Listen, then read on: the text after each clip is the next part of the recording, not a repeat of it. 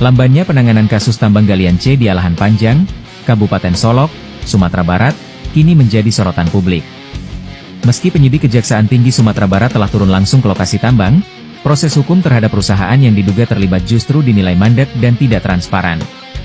Aktivitas penambangan galian C di kawasan Alahan Panjang, Kabupaten Solok, terus menuai polemik. Tambang yang diduga dikelola CV Putra YLM ini disorot karena dituding menyebabkan kerusakan lingkungan, sekaligus terindikasi melakukan penggelapan pajak hingga merugikan keuangan negara mencapai miliaran rupiah. Penanganan kasus ini berada di bawah kewenangan Kejaksaan Tinggi Sumatera Barat. Tim penyidik Kejati Sumbar sebelumnya telah melakukan kunjungan dan peninjauan langsung ke lokasi tambang di Alahan Panjang.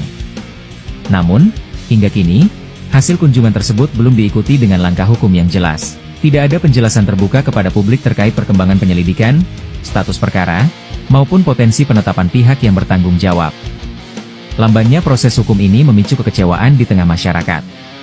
Mereka menilai kasus tambang galian C ini berjalan di tempat, meski dampak kerusakan lingkungan telah dirasakan secara nyata. Bahkan, berkembang dugaan adanya permainan antara oknum aparat penegak hukum dengan pihak pemilik tambang. Dugaan tersebut muncul akibat minimnya transparansi dan tidak adanya kepastian hukum dalam penanganan perkara. Sejumlah pihak mendesak Kejati Sumatera Barat untuk bertindak tegas, profesional, dan terbuka. Mereka menilai penegakan hukum dalam kasus tambang dan kejahatan lingkungan tidak boleh dibiarkan berlarut-larut, karena berpotensi merugikan negara dan merusak kepercayaan publik terhadap institusi hukum.